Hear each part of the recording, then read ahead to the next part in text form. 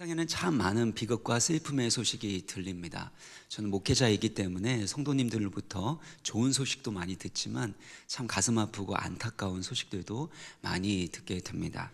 그래서 그런지 개인적으로는 슬픔의 어떤 비극적인 스토리가 담겨져 있는 그런 영화나 소설을 저는 보거나 읽지 않게 되는 것 같습니다.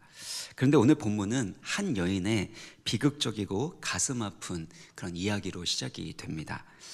그녀가 누군가 하면은요, 1절에 보시면 나와 있는데요, 선지자의 제자들의 아내 중 한 여인이라고 소개하고 있습니다. 선지자의 제자는 선지자 수련을 받고 있는 선지생도라고 말할 수 있습니다. 오늘날로 말하면 신학교에 가서 이제 목사님이 되기 위해서 그렇게 준비하고 있는 전도사님이라고 할 수 있는데요, 어떤 이유인지는 모르겠지만 그녀의 남편이 먼저 죽었습니다. 당시 과부는 사회적으로 가장 약하고 소외된 계층에 속한 사람이었습니다. 이 여인이 혼자서 두 아들을 키워야 하니까, 또 그렇게 살아가야 하니까 경제적으로 얼마나 힘들었겠습니까? 그래서 많은 빚을 지게 된 것 같습니다. 어느 날 채권자가 찾아와서 그녀에게 빚을 갚으라고 요청을 합니다. 근데 빚을 갚을 길이 없는 겁니다. 그것을 알게 되니까 이 채권자가, 그러면 너의 두 아들을 내가 종으로 삼겠다, 내가 그를 빼앗아 가겠다, 그렇게 이야기를 합니다. 사실 율법에 보면은요, 빚을 갚지 못하면 그러면 종으로 이 자녀들이 이렇게 팔려가게 되는 일들이 일어나게 됐는데, 7년 동안 그렇게 종으로 삼다가 그리고 나중에 7년이 지나면 원래 자유인으로 되돌려주는 것이 율법의 의미입니다. 너무나도 가난하면 배고파서 죽는 이들이 일어날 수 있기 때문에, 가난 때문에 배고파서 죽는 이들이 일어나지 않도록 하기 위해서 그런 제도를 만들었습니다. 그런데 아주 욕심이 많고 이기적인 그런 주인들은 7년의 이 연한을 지키지 않고 평생 동안 그 사람들을 종으로 삼고 부려먹는 이들이 있었던 것입니다. 그래서 사랑하는 남편이 죽었고 이젠 두 아들도 평생 종으로 빼앗기게 되는 그런 상황에 놓이게 된 겁니다. 얼마나 불행하고 얼마나 절망스러운 일이 일어났습니까? 죽음의 기운이 그 가정을 둘러싸고 있고, 또 불행과 저주의 그림자가 그 가정을 온통 뒤덮고 있는 것을 볼 수가 있습니다. 근데 여기서 한 가지 유념해서 보셔야 될 것들이 있는데, 그녀의 남편이 어떤 사람이었는가라는 것입니다. 1절을 잘 보면은요, 이르되 당신의 종 나의 남편이 이미 죽었는데, 당신의 종이 어떤 사람이래요? 여호와를 경외한 줄을 당신이 아시는 말이다. 그러니까 하나님을 경외하는 선지생도, 선지자 수련을 잘 받고 있었던, 특별히 하나님을 경외하는 사람이었는데, 오히려 그는 먼저 죽어버리게 됐고 그 가정에 남은 건 지독한 가난과 고통이었다라는 것입니다. 많은 분들이 신앙생활하면서 이해하기 어렵게 되는 건, 믿음을 잘 지키고 또 하나님의 경외함으로 그렇게 헌신을 했는데 여기 이런 불행한 일들이 일어나게 될 때 믿음이 흔들리게 되고 또 하나님을 경외하는 그 마음들을 잃어버리기가 참 쉽다라는 것입니다.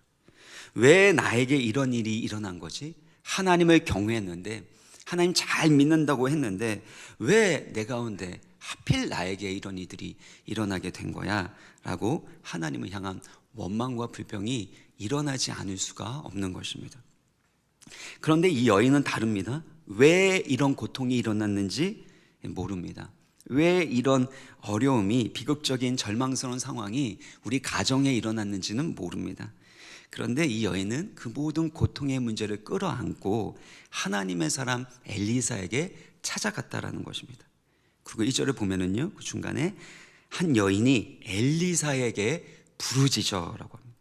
이 부르짖는다라는 것은 울부짖다, 눈물을 흘리면서 울면서 그렇게 하나님을 부르는, 또 그 하나님의 사람을 부르는 것을 의미하고 있습니다.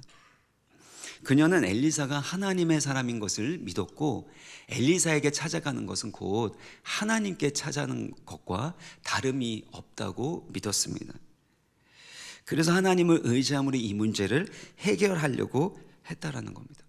성경을 보면은요, 의인에게도 고난이 찾아오게 되고 경건한 자에게도 고통스러운 문제가 일어날 수 있다는 겁니다. 무릇 경건하게 살고자 하는 자는 이 세상에서 핍박과 박해가 있다라고도 말씀하셨습니다. 그러니까 인생 가운데 고난이 없는 것이 축복이 아니라 우리 인생 가운데 죄 많은 세상에서는 사실 고난과 어려움이 일어날 수 있는데 그 고난의 문제에 대해서 우리가 어떤 반응을 보이냐가 우리 인생을 결정한다라는 것입니다.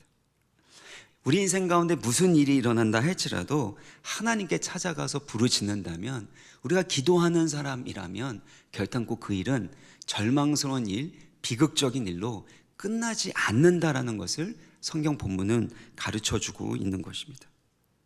사랑하는 여러분, 출애굽 사건을 한번 생각해 보세요. 어떻게 하나님의 구원의 역사가 일어나게 되었습니까? 출애굽기 2장 23절을 보면은요, 이스라엘 자손은 고된 노동으로 말미암아 탄식하며 부르짖으니, 그 고된 노동으로 말미암아 부르짖는 소리가 하나님께 상달된지라. 고통 가운데서 하나님께 부르짖기 시작합니다. 하나님을 찾기 시작합니다. 그러니까 하나님이 들으시고 구원의 역사를 시작하셨다라는 겁니다. 한나도 마찬가지입니다. 아이를 임신하지 못하는 불임의 상태입니다. 뿐만 아니라 그의 적수인 분인나로부터 심한 말로 못할 수치와 모욕을 당하게 되었습니다. 그때 한나가 무엇을 했습니까? 같이 멱살 잡고 싸우면서 너 죽고 나 죽자 그렇게 합니까? 분인나 마음 가운데 너무나도 원통한 마음이 있어요. 격분된 마음이 있습니다. 자기는 아이를 낳아서 이렇게 열심히 키우려고 애쓰고 가문을 이어갈 수 있도록 그렇게 도와줬는데 남편은 자기를 사랑하지 않고 한나를 사랑하는 거예요. 가문을 위해서 한 건 아무것도 없는 그런 한나를 사랑하는 걸 보면서 마음 가운데 시기 질투가 있고 또 사랑받지 못하는 여인으로서의 한 맺힌 마음이 있는 겁니다. 그 격분된 마음을 바로 한나에게 쏟아놓은 거죠. 근데 한나는 어떻게 해요? 그 마음에 있는 고통과 격분을 누구에게 쏟아놓습니까? 하나님께 쏟아놓게 됩니다. 사무엘상 2장 10절을 보면 한나가 마음이 괴로워서 무엇을 합니까? 여호와께 기도하고 통곡했다라는 겁니다. 우리 인생을 살아가다 보면 때로는 고통스러운 일들이 있습니다. 원통한 일이 있습니다. 화가 나는 일들이 있습니다. 그 모든 것들을 쏟아놓고 싶을 때가 있습니다. 근데 그것을 누구에게 쏟아놓냐는 겁니다. 때로는 내 자신을 저주하면서 세상을 원망하면서 때로는 사랑하는 사람을 공격하면서 그러면서 내 안에 있는 원통하고 격분된 것들을 풀어나가려고 한다는 겁니다. 그런데 하나님의 사람들의 특징, 그리고 하나님의 구원의 역사를 체험하는 사람들의 특징이 있다면 본인 안에 있는 고통과 분노를 사람한테 쏟지 않고 하나님 앞에 쏟아놓았다는 것입니다. 한번 생각해 보세요. 당시 이 여인의 가정만 경제적인 문제, 또 사랑하는 사람이 죽게 되는 상실의 문제를 경험했겠습니까? 다른 사람들도 다 겪었었던 일들입니다. 유독 이 여인 가운데 고통과 아픔이 있었고 이 여인은 이 문제를 가지고 하나님의 사람에게 찾아왔던 것입니다. 예수 믿는 특권이 무엇입니까? 저도 헷갈렸던 적이 있어요. 예수 믿으면 뭐든지 만사형통한다고 저는 믿었습니다. 하나님이 내가 가장 사랑하고 소중하게 여기는 것을 무조건 지켜준다고 생각을 했습니다. 그래서 군대 가서도요, 제가 정말 불침번 서면서 1시간 내내, 어떨 때는 부침번을 2번 쓰면 그러면 2시간 동안 내내 이 나라와 민족을 위해서, 군 복음화를 위해서 그렇게 기도했습니다. 왜냐하면 내가 그렇게 헌신하고 기도하면 하나님이 내가 가장 사랑하는 것을 지켜줄 거라고 믿었으니까요. 그런데 하나님이 지켜주지 않으셨습니다. 그러니까 제 마음 가운데 얼마나 큰 배신감이 있었는지 모릅니다. 하나님께 충성한 만큼, 하나님을 경외하고 그래서 하나님을 위해서 애쓴 만큼 하나님을 향한 실망하는 마음들이 훨씬 더 많이 일어나게 되는 것을 경험하게 되었습니다. 예수 믿는 특권은요, 내 가운데 어떤 문제와 어려움이 일어나지 않는다는 것이 아닙니다. 누구에게나 일어날 수 있는 여러 가지 문제 가운데서 우리가 하나님께 부르짖으면 하나님 앞에 통곡하면서 기도하게 될 때 반드시 그 비극의 문제가 비극으로 끝나지 않고 절망의 문제로 끝나버리지 않고 반드시 소망과 생명의 역사로 바뀌게 된다라는 것입니다. 이스라엘의 부르짖음을 통해서 출애굽 구원 사건이 일어난 것처럼 한나의 고통의 부르짖음을 통해서 사무엘이 태어난 것처럼 우리가 부르짖을 때 하나님의 구원의 역사가 일어남을 믿으시기를 바랍니다. 시편 50편 15절 말씀을 같이 읽어보겠습니다. 시작. 환난 날에 나를 부르라. 하나님의 백성 가운데도 환난 날이 있다라는 겁니다. 그때 해야 할 일이 무엇이죠? 하나님을 부르는 것입니다. 하나님께 부르짖는 것입니다. 그러면 하나님께서 건져주시고 그 다음에 어떻게 해주신대요? 15절 보면 우리가 하나님을 영화롭게 하신다라는 것입니다. 우리 인생 가운데 뜻모를 고난이 찾아올 때가 있습니다. 때로는 실패가 올 때도 있습니다. 이것만은 피하고 싶은 문제들이 있을 때가 있습니다. 그때 하나님께 부르짖으시길 바랍니다. 하나님이 여러분을 통해서 여러분의 가정 가운데 하기를 원하시는 일이 있는 거예요. 그리고 그 일을 위하여 하나님께 부르짖는 기도를 올려드리게 하시고 그 기도를 통해서 하나님의 구원의 역사가 여러분의 삶과 여러분의 가정 가운데, 일터 가운데 이루어지게 하시는 것을 꼭 믿으시고 어떤 상황에서도 낙심하지 마시고 기도의 자리, 부르짖는 은혜의 자리를 지키시기를 주의 이름으로 축원합니다. 그렇게 했더니 결국에는 하나님이 놀랍도록 바꿔주시는데요. 하나님을 잘 믿고 경외하는 사람들에게도 어려움이 일어나지만 현재 상황은 비슷하게 보여도 끝은 놀랍도록 다르다라는 것입니다. 그러니까 우리 인생을 살아가다 보면요 비슷해요. 심지어 나보다 믿음이 약한 사람, 나보다 더 하나님의 영광을 위하여 하나님을 기쁘시게 하는 삶을 살아가고 있지 않는 사람도 복을 받는 것처럼 보이지만 끝을 봐야 됩니다. 끝을 보면 지금은 비슷해 보이고 지금은 그 사람이 더 앞선 것처럼 보이지만 결국에는 하나님께서는 하나님을 경외하는 가정 가운데 하나님을 경외하는 그 사람에게는 반드시 더 큰 영광을 보여주시고 그들을 통해서 영광 받으시는 줄 믿습니다.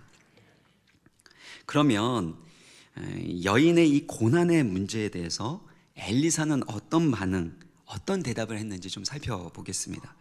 2절을 보면은요, 엘리사가 그녀에게 말합니다. 내가 너를 위하여 어떻게 하랴? 내 집에 무엇이 있는지 내게 말하라. 내가 너를 위해서 어떻게 하랴? 이거는요, 내가 어떻게 너를 도와줄 수 있겠느냐? 내가 어떻게 너를 도와줄 수 있겠느냐? 이렇게 번역할 수 있습니다. 어떤 분들은 엘리사가 이 여인에게 원하는 것이 무엇인지 이것을 묻는다라고 해석하는 분들도 있습니다. 근데 저는 묵상할 때마다 그런 게 아니라고 생각을 합니다. 예수님께서 이 맹인 거지 바디메오에게 이런 질문을 하시거든요. 내게 마가복음 10장 51절인데요. 내게 무엇하여 주기를 원하느냐? 이 바디메오의 소원을 질문하는 걸 통해서 바디메오가 진정으로 원하는 것이 무엇인지 그리고 그가 원하는 것이 곧 그의 믿음과 관련되어 있는 것을 사실 알 수 있습니다. 사실 시간이 없기 때문에 짧게 말씀드리면 이 거지가 가장 원했던 건 뭐였냐면요, 그 자리에 앉았었던 건 구걸하기 위했던 겁니다. 동전 몇 입이라도 좀 얻어서 생활을 유지하기 위해서 구걸하고 있었는데 예수님께서 무엇을 원하느냐라고 질문했을 때 뭐라고 얘기하죠? 선생님, 내가 보기를 원하나이다. 그러니까 예수님께서는 구약 성경에 이사야 35장에 예언하신 이 소경이 눈을 뜨게 할 수 있는 메시아인 것을 바로 이 바디메오가 믿고 있었고 믿음을 따라서 소원하고 있었던 거죠. 이렇게 예수님께서 질문하신 것은 그 사람의 마음과 믿음을 확인하기 위한 건데 엘리사가 질문한 다음에는요, 질문을 듣지를 않습니다. 자기 하고 싶은 얘기만 하고 있는 겁니다. 질문했으면 어떻게 해요? 예수님처럼 기다려야 되죠? 아닌가요? 네. 기다려야 되는데 그냥 그 다음으로 내가 어떻게 너를 도와줄 수 있겠느냐? 내 집에 무엇이 있는지 내게 말해라. 이거는요, 사실 그 사람에게 뭐가 필요한지에 대해서 물어보는 것 자체가 아니라 사실은 내가 너를 위해서 해줄 수 있는 것, 그것이 무엇이 있겠느냐라는 것을 사실 보여주는 겁니다. 엘리사가 직접 도와주고 싶었으면 어떻게 해야 돼요? 그러면 우리 이번에 예배 드릴 때 구제 헌금 모금하도록 하겠다. 그래서 십실반 모아서 너의 가정 도와주도록 하겠다. 필요한 게 그게 아니냐, 이렇게 나가야 되지 않겠습니까? 근데 엘리사는 그녀를 위해서 해줄 수 있는 것이 없다라는 거예요. 내가 어떻게 너를 도와줄 수 있겠느냐, 내가 너를 위해서 해줄 수 있는 것이 무엇이 있겠느냐라는 뉘앙스로 저는 말했다고 생각합니다. 다시 말해서 엘리야 자신에게는 그녀를 도와줄 수 있는, 그녀의 문제를 해결해 줄 수 있는 능력과 방법이 없다라는 것입니다. 자신의 연약함과 한계에 대해서 표현하면서, 그러면서 하나님께서 이 문제를 해결해 주실 것이다 라고 하나님이 일하실 그 방법에 대해서 전해주게 되는 거죠. 이것은 엘리사가 자신의 자리는 비워두고 하나님께서 개입하시고 일하실 자리를 내어드리는 것, 하나님이 역사하실 공간을 만들어 드리는 거라고 저는 생각합니다. 그래서 7절을 보면은요, 놀라운 기적이 일어난 이후에 누구에게 가서 말한다고 하죠? 그 전까지만 해도 다 엘리사인데요, 기적이 일어난 다음에는 특별히 7절을 보면요, 그 여인이 누구에게요? 하나님의 사람이라고 표현하고 있어요. 결국에는 엘리사가 하나님의 사람이었고, 결국에 이 일을 행하신 것은, 이 여인과 이 가정의 문제를 해결해 주신 분은 바로 하나님이고, 엘리사는 도구일 뿐, 은혜의 통로일 뿐이었다라는 것을 강조하고 있는 것입니다. 그러므로 우리가 한계 상황에 처하게 되었을 때, 내 힘과 내 방법으로 할 수 없는 그때 하나님이 개입하실 수 있는 자리, 하나님이 일하실 수 있는 공간을 내어드리기를 바랍니다. 저는 그게 목회라고 생각합니다. 우리가 사랑하기 때문에 누군가를 책임져 주는 마음이 필요합니다. 사랑은 책임져 주는 거니까요. 근데 내가 책임질 수 없는 상황이 되면은요, 화가 납니다. 내가 책임질 수 없는 상황이 되면은요, 낙심하게 됩니다. 열심히 있는 만큼 나중에는요, 하나님에 대해서 원망하는 마음을 갖게 되고, 나중에 그렇게 열심히 했는데 나중에는 모든 게 다 소용없다, 다 필요 없네, 이렇게 좌절과 절망에 빠지는 것을 볼 수 있어요. 근데 내 힘과 내 능력으로 할 수 없는 그 절망의 때, 한계의 때를 만나게 되지 않습니까? 그때 누가 일하실 때예요? 하나님이 일하실 때죠. 배우자에 대해서나 자녀에 대해서나 내가 하고 있는 일에 대해서 내가 한계를 경험하게 되는 건요, 지극히 당연한 겁니다. 왜냐하면 위대하신 하나님의 구원 역사에 우리를 부르셨기 때문에. 우리가 할 수 있는 일이 아닌 거예요. 자녀도요, 진짜 잘 키우려고 해보세요. 진짜 하나님 아버지의 마음으로 키워보려고 해보세요. 되십니까? 저는 안 됩니다. 기준이 다른 거죠. 남만큼 할 수는 있을지 모르겠지만, 진짜 하나님 아버지께서 저를 사랑하시고 용납하고 용서하시고 기회를 주시고 그렇게 인내하신 방법으로, 하나님의 지혜로, 하나님의 지식으로 그렇게 하기에는 턱없이 부족한 것을 경험하게 됩니다.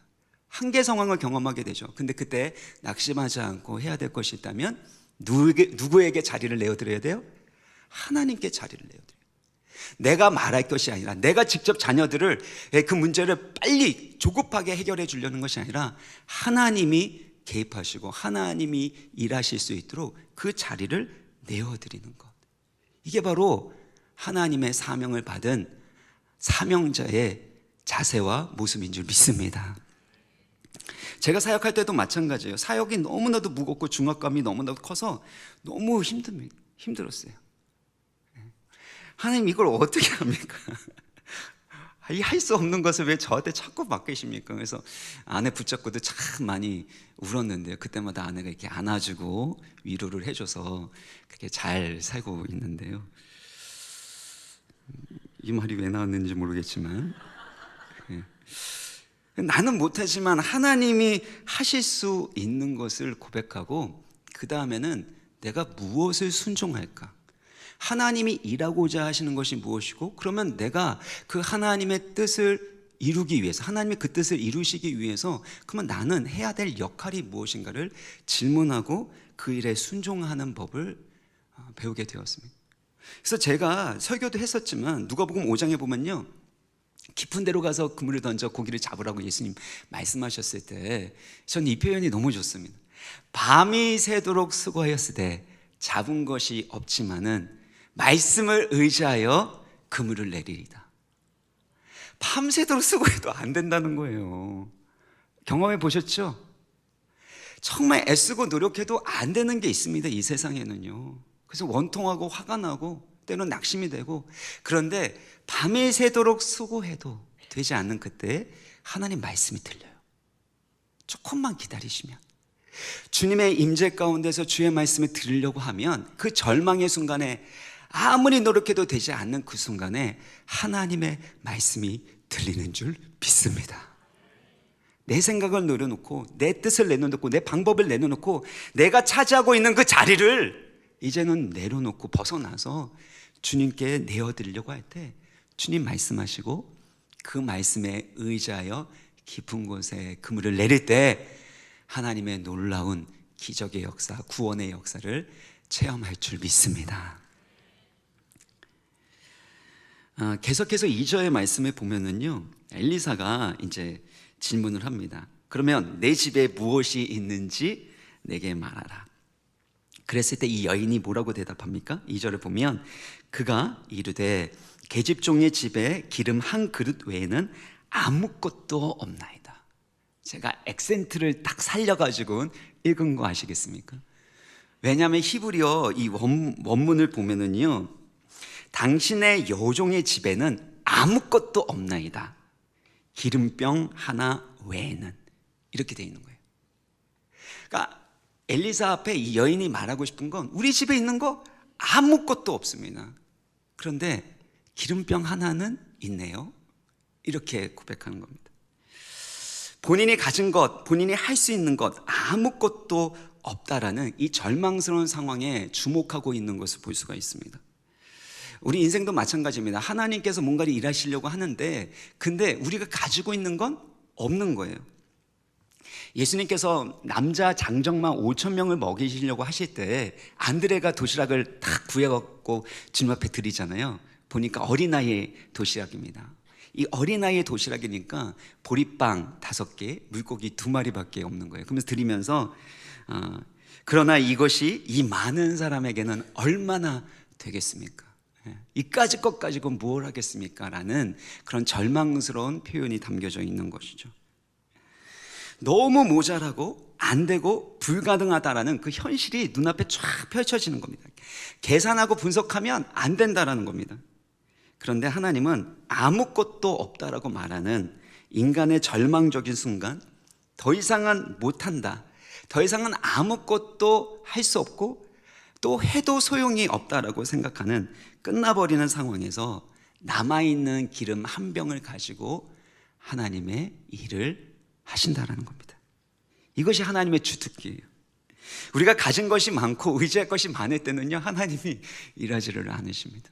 근데 가진 게 없어요. 할 수 있는 게 없어요. 방법이 없어요. 근데 그때 하나님이 찾아오시고 말씀하시고 일하기 시작한다는 겁니다. 가장 작고 보잘것 없는 것을 통해서 하나님이 일하시는 것을 통해서 하나님이 누구이신지, 그리고 그 일을 하나님이 하셨다라고 고백하게 만드시는 거예요. 사실 우리가 하나님이 다 하셨다고 고백하지만 우리 마음 가운데 뭐가 있습니까? 그래도 나 없었으면 됐을까? 그런 마음이 조금이라도 있는 거 아닙니까? 그래서 하나님께서 이 기도원을 통해서 전쟁을 하게 하실 때 어떻게 합니까? 숫자가 많은 거 32,000명 그 모든 사람을 다 돌아가게 하고 300명만 남겨서 혹시나 그들의 힘으로 그들의 방법으로 전쟁해서 이겼다고 말할까봐. 이게 하나님이 제일 싫어하시는 거예요. 그러니까 아무것도 없습니다. 이 작은 기름병 외에는 이 상태로 이끌어 가시고 결국에 그 작은 남아있는 그것을 통해서 하나님의 영광을 나타내신다는 겁니다. 사실 성경에서 기름이라는 것은 성령님을 상징하고 있습니다. 우리 인생에서 모든 것을 다 잃어버려도 우리와 영원토록 함께 하시는 분이 누구세요? 성령 하나님인 줄 믿습니다. 성령 하나님께서 우리의 고통 가운데서 함께 말할 수 없는 탄식으로 우리를 위하여 기도하고 계시죠. 우리의 연약함을 도와주시죠. 우리를 진리 가운데 인도하여 주시죠. 다시 오실 예수 그리스도의 그 재림에 대해서, 구원의 완성에 대해서 소망하고 인내하고 기다리며 순종하게 하시고 기도하게 하시는 것이죠. 우리가 기도가 나오지 않는 상황, 무엇을 기도할 바도 알지 못하는 상황에서도 기도하게 만드시는 분이 누구십니까? 말할 수 없는 탄식으로 우리를 위하여 기도하시는 성령 하나님의 간구가 있기 때문에, 예수 그리스도의 그 보좌 우편에서의 기도가 있기 때문에 우리가 소망을 얻고 다시금 일어날 수 있는 줄 믿습니다. 그래서 성령 하나님이 우리 안에 계시기 때문에 그 작은 기름병 같이 때로는 성령의 음성이 들리지 않아요. 내 안에 계신 그 성령께서 너무나도 작게 느껴지는 때가 있습니다. 너무 죄송하지만 그렇게 여겨질 그때에도 온 우주 만물을 창조하신 창조주 하나님의 영이신 성령께서 우리 안에 계시기 때문에 날마다 성령께서 우리의 연약함을 도와주시고 우리를 진리 가운데 인도하여 주시고 소망을 주시고 새로운 힘을 주셔서 결국 우리를 향한 하나님의 놀라운 선하신 계획을 이루어 주심을 믿으시기를 바랍니다. 이것이 바로 작은 기름병을 통해서 일하시는 하나님의 목적입니다. 그런데 이렇게 하나님의 채우심과 구원의 역사를 체험하기 위해서는 반드시 믿음의 순종이 필요하다는 겁니다. 사랑하는 여러분, 두 가지 믿음의 순종이 필요한데요, 첫 번째는 바깥으로 나가서 하게 되는 순종이 있고, 두 번째는 방 문을 닫고 방 안에서 해야 되는 순종, 두 가지가 있다는 겁니다. 첫 번째, 먼저 밖으로 나가서 하는 순종이 있습니다. 3절을 보면요, 우리 같이 한번 읽어볼게요. 3절 중요하니까요. 시작. 너는 이르되,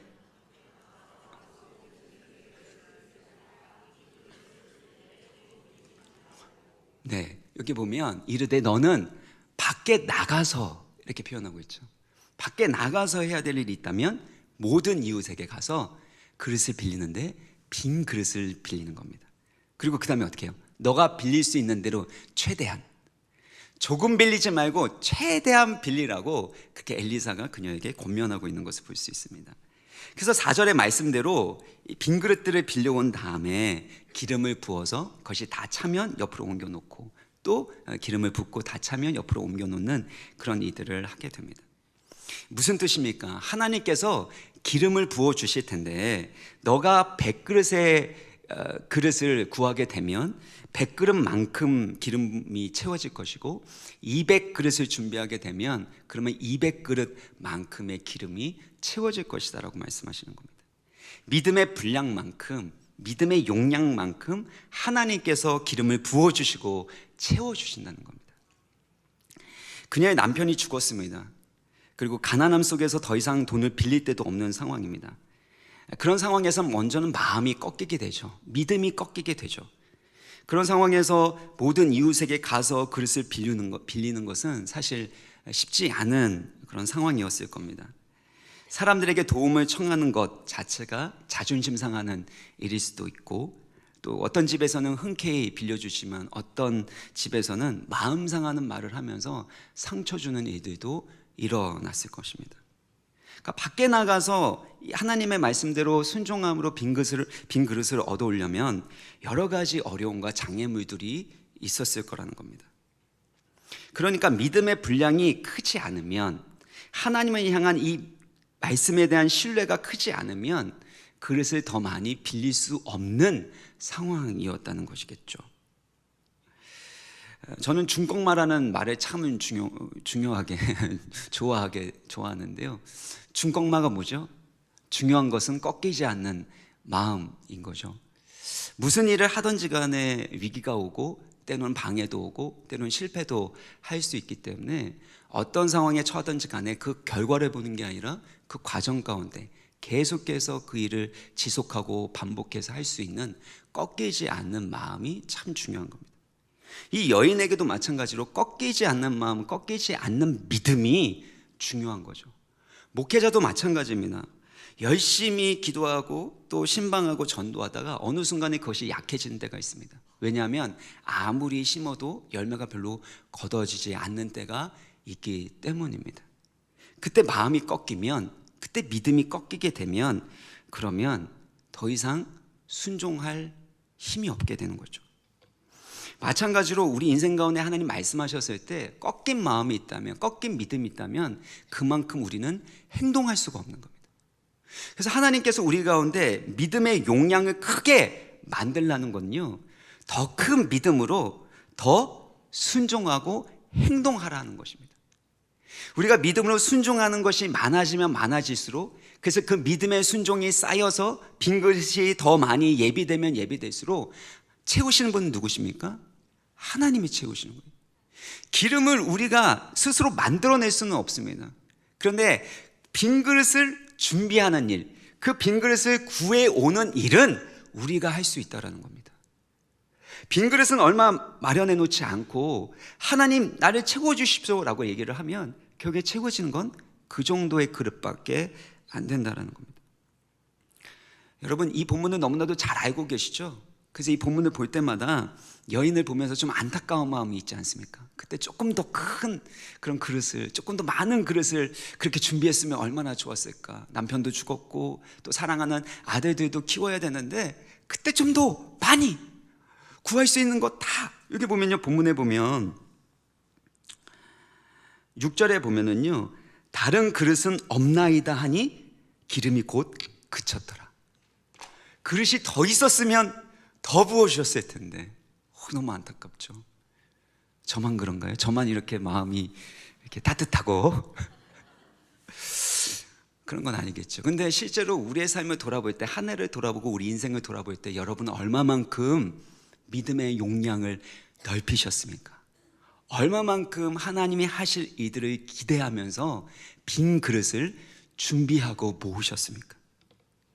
빈 그릇을 준비한 만큼이 우리의 믿음의 분량이고 용량이고, 그렇게 믿음의 분량 용량을 넓혀서 빈 그릇을 준비하는 만큼 하나님이 채워주심을 믿으시고 그 하나님의 풍성한 채우심을 경험하시기를 주의 이름으로 축원합니다.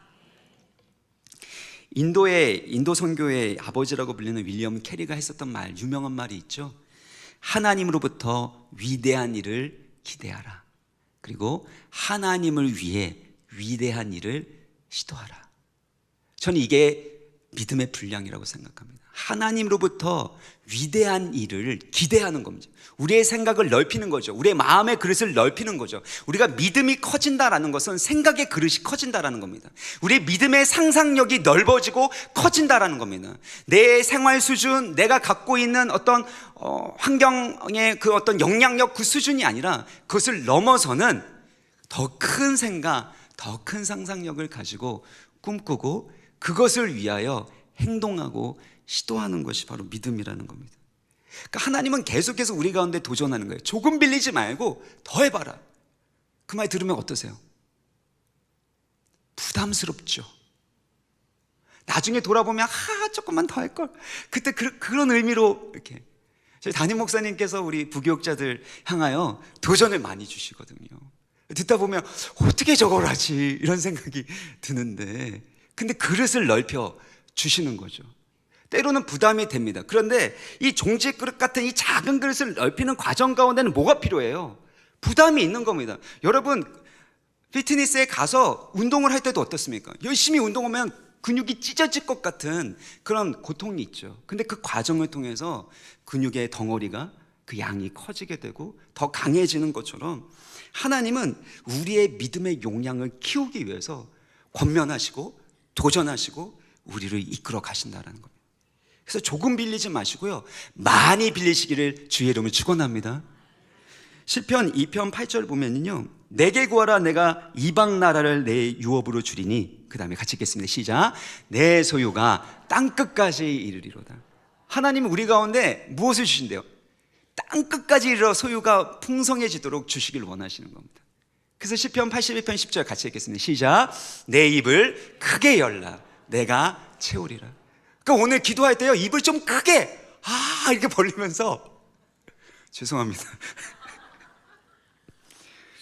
입을 이렇게 벌리면서 기도해도 좋을 것 같은 그런 생각이 지금 들어가시고, 네.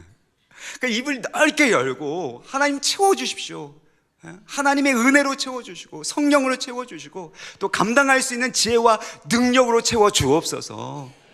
그렇게 입을 크게 여는 우리 2023년 마지막 우리 금요 성령 집회가 되고, 또 2024년 이렇게 하나님께 구하고 그래서 우리의 소유가 땅끝까지 이를 것을 우리에게 상상하면서, 믿음으로 상상하면서 그게 입을 크게 열어서 하나님의 최고 주심을 경험하기를 주의 이름으로 축원합니다. 그렇다면 왜 이웃을 통해서, 또 모든 이웃을 통해서 그릇을 빌리도록 하셨을까? 하나님은 사람을 통해서 일하시기 때문입니다. 주변 사람들이 때로는 우리 가운데 마음에 상처를 주기도 하고 또 하나님의 일을 하는데 방해를 주기도 하지요. 근데 근본적으로 하나님은 그의 돌보심과 그의 기적을 사람들의 기도와 협력과 섬김을 통해서 이루게 하신다는 것입니다. 그릇을 빌려주는 이웃 입장에서는 어떤 결과가 나오게 될지 알았을까요? 몰랐을 것입니다. 그런데 하나님은 그 그릇을 빌려준 사람들의 생각과 기대, 그들의 상상력을 넘어서는 더 큰 일을 행하시는 거죠. 우리의 생각, 우리의 기대, 우리가 상상하고 있는 바를 넘어서는 그 큰 일을 행하시는 분이 바로 우리가 믿는 위대하신 하나님이시기 때문입니다. 그래서 우리의 생각을 자꾸 넓혀야 돼요. 기도하는 시간은요, 말씀을 듣는 시간은 나의 좁고 좁은 생각을 바꿔서 하나님 크기의 생각으로 바꿔나가는 것입니다. 세상 사람들이 봤을 때, 내 인간적인 눈으로 봤을 때는 너무나도 말도 안 되는 얘기라고 느껴질 수 있지만 하나님이 말씀하시면, 위대하신 하나님께서 하고자 하시는 일이라면 그 일에 우리가 참여하고 수종들고 순종하라는 것입니다. 우리가 하고 있는 일은 요만큼밖에 안 될지라도 하나님은 그것을 통해서 더 크고 놀라운 일을 행하시기 때문이라는 것입니다. 그리고 그녀가 이 그릇을 돌려주게 될 때는 어떤 일이 일어났을까요? 한번 생각해 보세요. 당신이 그릇을 빌려주지 않았더라면 나에게는 이마만큼의 기름은 생기지 못했을 겁니다. 당신이 나에게 이 그릇을 빌려줬기 때문에 하나님이 이와 같이 기름을 채워 주셨습니다. 이렇게 이웃에게 감사를 표현하면서 하나님이 하신 복되신 일에 대해서, 이 좋은 소식에 대해서 간증하지 않았겠습니까? 하나님의 선하심과 신실하심을 간증하면서 하나님의 은혜를 나누었을 것입니다. 그리고 항상 이웃에 대해서는 어떤 마음이 있어요? 그녀가 이런 빚을 다 갚게 되고 그리고 생활할 수 있는 그런 여력이 생긴 건 누가 그릇을 빌려줬기 때문이에요. 이웃이 그릇을 빌려줬기 때문이죠. 그러니까 항상 빚진 마음이 있는 겁니다. 사랑에 빚진 마음이 있으니까 내가 받은 복을 나 혼자서 다 먹어치울까요? 아니죠. 하나님이 주신 복만큼, 하나님이 주신 은혜만큼 나누고 싶은 마음이 생기도록 하신다라는 겁니다. 하나님이 우리 가운데 은혜를 주실 때 사람들을 통해서, 하나님의 사랑을 부어주실 때 사람들을 통해서 부어주시는 이유는 무엇일까요? 우리 또한 하나님의 사랑을 받은 자로서 그런 이웃들을 돕고 사랑하고 섬기도록 하기 위한 것입니다. 그래서 항상 우리는요, 하나님과의 관계만 연결되어 있는 게 아니라 이웃과의 관계도 연결되어 있습니다. 내가 복을 받았고 내가 경제적으로 여유가 생기게 되어지고 그 모든 것들도요, 내 노력, 하나님과의 관계 안에서만 이루어지는 것이 아니라 많은 사람들이 여러분을 위해서 기도하고 도와주고, 그렇기 때문에 그 기회가 주어졌기 때문에 이루어진 것 아닙니까? 그렇기 때문에 여러분이 하나님께 받은 모든 은혜와 복을 이웃과 함께 나누게 되는 축복의 통로로 쓰임받아야 하는 줄 믿습니다.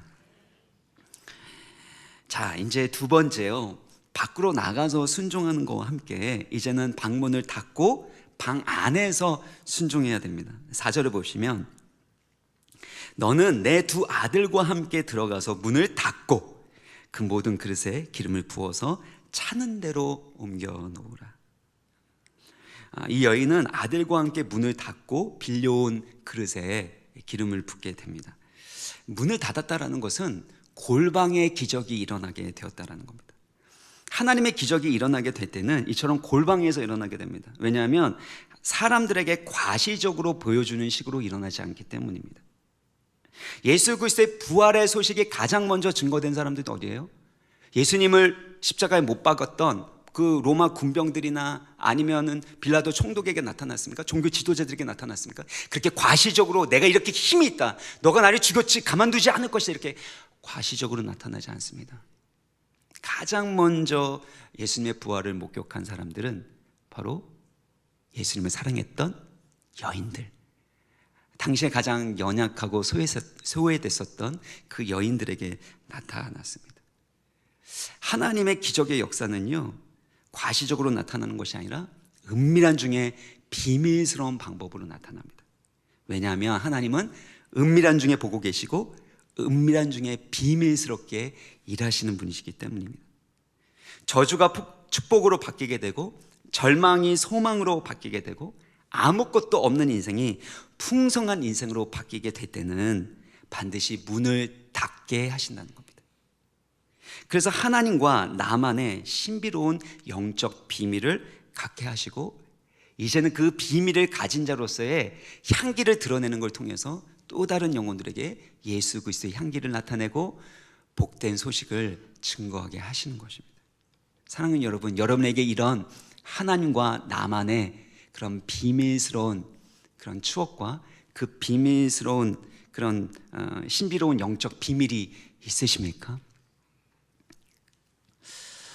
오늘 본문을 깊이 묵상해 보면은요, 사실 아무것도 없는 가운데서 어머니와 아들들이 이 빈 그릇에 기름을 부었는데요, 이때 한번 상상해 보셨으면 좋겠습니다.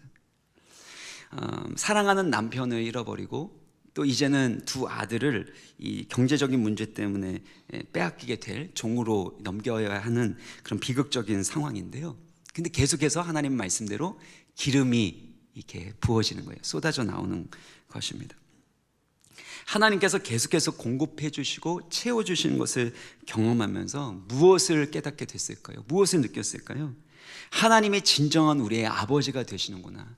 하나님이 우리를 버리지 아니하시고 우리를 돌보시고 사랑하시는구나. 그리고 하나님이 말씀대로 신실하게 우리의 삶 가운데 일하고 계시는구나. 그렇게 어머니와 두 아들이 고백하지 않았겠습니까?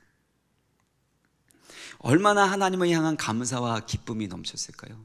그러니까 그 전까지만 해도 이 어머니나 두 아들도 왜 우리 사랑하는 아버지, 그렇게 하나님을 경외하는 그 아버지가 먼저 세상을 떠났습니까? 왜 우리는 지토록 이렇게 지독한 가난 가운데서 고생해야 됩니까? 이런 원망의 마음이 있었을지 모릅니다. 그런데 그 모든 상처가 눈 녹듯이 녹아지고 그 마음이 치유되는 것을 경험하지 않았겠습니까?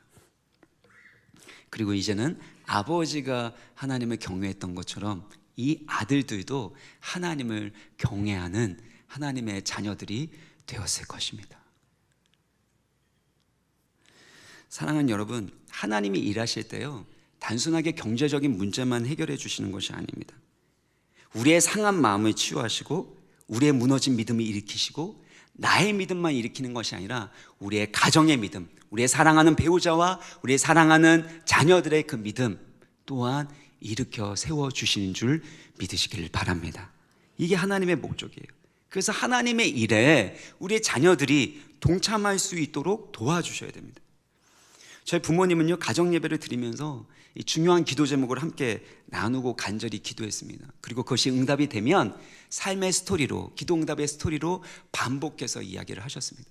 너가 그때 그렇게 같이 기도했잖아. 그래서 하나님이 그렇게 응답해 주셨잖아. 이번에도 한번 기도해보자. 그럼 또 응답이 되면 나중에 또 그것을 소리로 만들어서 이야기를 해주시고, 그래서 함께 또 기도하게 하시고, 그래서 또 응답되는 것을 경험하게 했습니다. 본인만의 응답으로 여기지 않고 너가 기도했기 때문에, 함께 기도했기 때문에 응답되었다고, 하나님이 이렇게 선하시고 신실하신 분이시라는 것을 그렇게 가르쳐 주셨습니다. 이야기를 통해서요, 간증을 통해서요. 그리고 성경금을 하실 때나 아니면 교회에 헌물을 하실 때도 마찬가지입니다. 저희 교회는 큰 교회가 아니었기 때문에 무슨 일을 하게 되면 교회에다가 이렇게 붙여놓습니다. 주보에도 이렇게 나옵니다. 그러면 부모님 이름으로 이름이 딱 나오기도 하지만 저는 한 번도 한 적이 없는데 제 이름이 자꾸 나오는 거예요. 피아노 장광천 이렇게 이름이 딱 나와 있고, 저희 누님의 이름도 딱 나오고 있고, 전 농어촌교회 그 교회 이름조차도 모르는데 제가 그 교회로 후원하고 있는 것을 보면서 깜짝 놀랐죠. 근데 그것이 사실 제가 사진처럼 이렇게 기억이 나는데요, 이 선교와 구제가 이렇게 내 삶을 통해서 이루어져야 되는구나 라는 것이 저에겐 각인처럼 새겨져 있습니다. 하나님이 주시는 그 마음을 따라 지혜롭게 우리가 가지고 있는 이 믿음의 유산을 자녀들에게도 물려줄 수 있는 그 이들이 너무나도 필요하다는 것입니다. 그래서 세상의 유산을 물려주는 것도 필요하겠지만 그것보다 신앙의 유산을 물려줄 수 있는 믿음의 명문, 가문이 되시기를, 이를 위하여 하나님께서 지혜와 방법과 은혜를 주시기를 주의 이름으로 축원합니다. 질 브리스코라는 여성 사역자가 있는데요, 영국 출신의 성경 강해자로 이렇게 많은 활동을 하신 분이십니다. 그분이 작은 기름병 하나라는 그 책을 쓰셨는데, 그 책에서 5살 먹은 첫 번째 손자와의 그 일화를 이렇게 기록해 놓았습니다. 어느 날 미국 미시간주에 그 분의 아들이 이제 목회를 하고 있었던 것 같아요. 그래서 거기에 사역하고 있는 그 교회에 방문해서 그 교회에서 설교를 하게 되셨습니다. 그때 본문이 오늘 본문과 동일하게 작은 기름병이라는 제목으로 설교를 하셨는데, 그때 5살 먹은 이 손자가 이 예술성이 있었습니다. 그림 그리는 데 있어서 그런 재능이 있었고, 할머니가 이렇게 설교하는 것을 이렇게 들으면서 그림을 그린 거예요. 설교가 끝나고 나서 이 손주가 할머니한테 이렇게 그림을 보여주면서 이렇게 할머니가 설교했던 내용을 그림 그렸다고 했는데, 정말 설교를 잘 들었는지 잘 표현했다고 합니다. 그리고 나서 제목을 이제 달았는데, 그게 뭐냐면 여기 보여주면요, A little pot of oil입니다. 작은 기름병, 이렇게 해야지 맞는 거거든요. 근데 이걸 어떻게 했냐면 A little pot of oil이라고 했습니다. 이분이 책에서 이렇게 말을 했습니다. 손자가 오일, 기름이라는 단어를 all, 모든이라는 말로 들은 것은 할머니의 영국식 악센트 때문인지 하나님의 영감 때문인지 알 수는 없다. 하지만 아이는 진실로 그 의미를 제대로 알아맞히고 있었다.